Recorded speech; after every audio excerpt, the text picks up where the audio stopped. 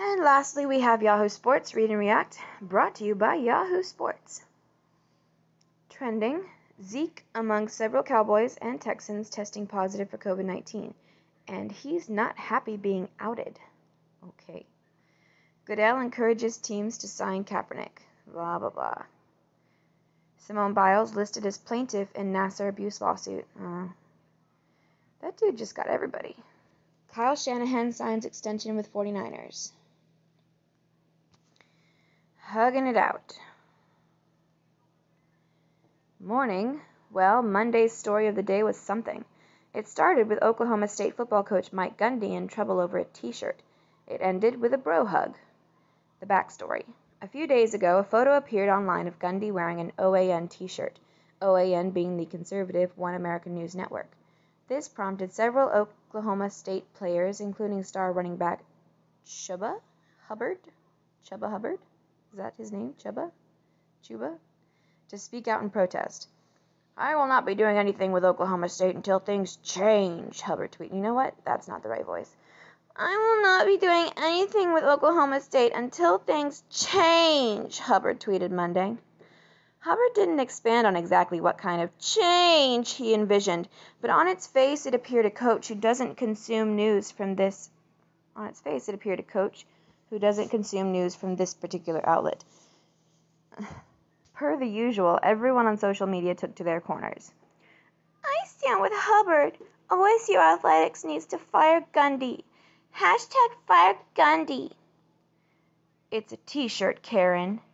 And back and forth it went, complete with the requisite Jason Momoa pull-up-a-chair gif, followed by the little boy giving a tip of the respect hat.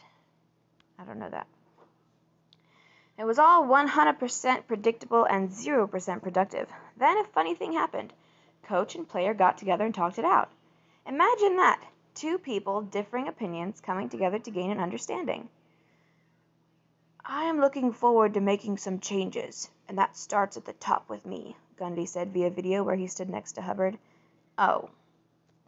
So, he just has to... You can't gain an understanding without this person, giving in and being the one to make changes. I went about it the wrong way by tweeting, Hubbard said next. I should have went to him as a man. The two then shook hands and hugged. Social media, of course, was having none of it, because all social media ever wants is blood. That, and it views anyone conceding anything as disingenuous.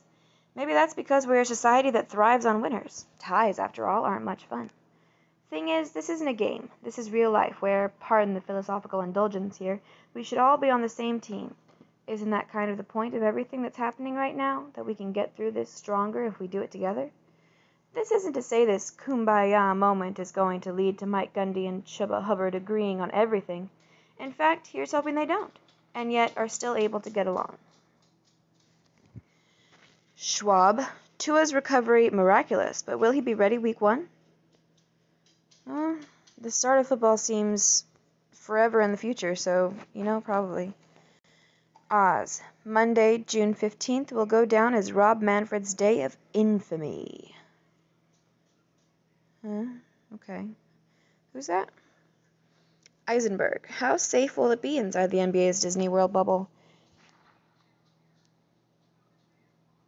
Okay, what is this about? Who is Rob Manfred? Loading. Keep that story loading.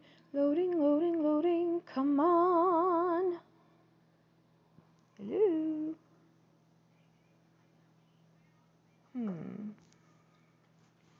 Finally, what's next for baseball? Fallout from Rob Manfred's incendiary negotiating tactics will be felt for years. History may remember June 15th, 2020 as the day a baseball season came crumbling down. It may also remember Monday for something even more surprising. It was the day that many baseball fans started to miss their old punching bag, Bud Selig.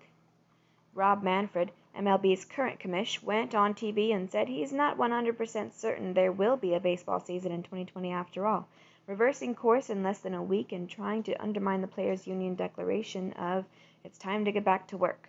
Tell us when and where. Yeah, well, that declaration seems to be super disingenuous also. And being not certain that baseball season is coming back after all is, I thought, what everyone was thinking anyway. Players were dumbfounded to the point of curse words and calling out the commish. Bryce Harper seemed to ask the Philadelphia Eagles if they had a place for him, and Jason Kipnis wondered if NBA Commissioner Adam Silver might be interested in jumping ship. Fire Rob Manfred was in the trending column on Twitter. Trevor Bauer was putting together threads that made more sense than anything we've heard from the league recently. We went from Manfred saying unequivocally and 100% there will be a season to giant shrug emoji in just 5 days. Even during a pandemic with concurrent widespread civil rights protests, 5 days is a stunning amount of time to possibly dismantle an institution.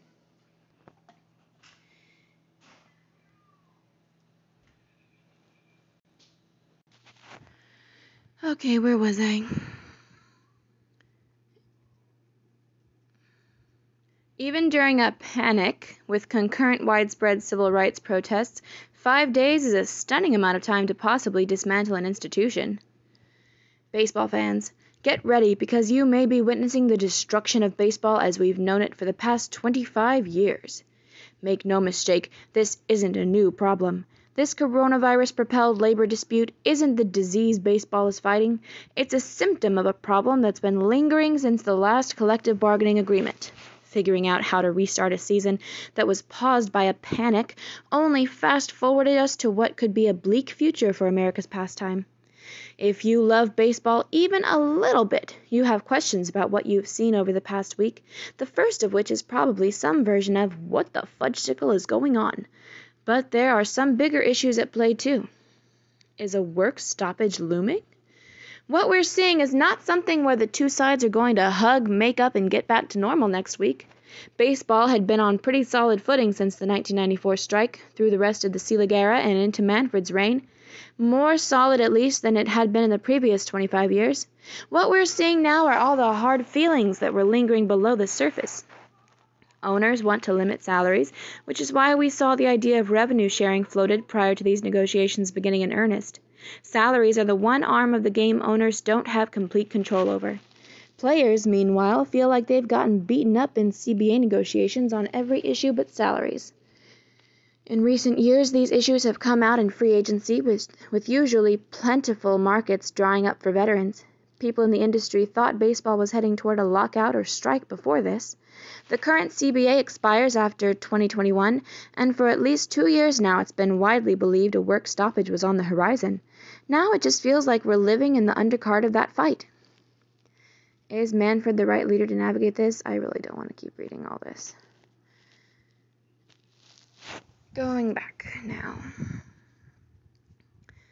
The kicker. Straight cash. Ooh. Dr. Chantel Tremetiri is a professor at Auburn. He's also a former WNBA player. Oh, that's a woman. Sorry. It is Chantel. Dr. Chantel Tremetiri is a professor at Auburn. She's also a former WNBA player, and here she's a total badass. Yeah, that's cool.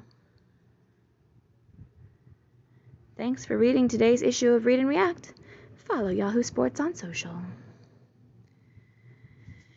That's all. Thank you and good morning.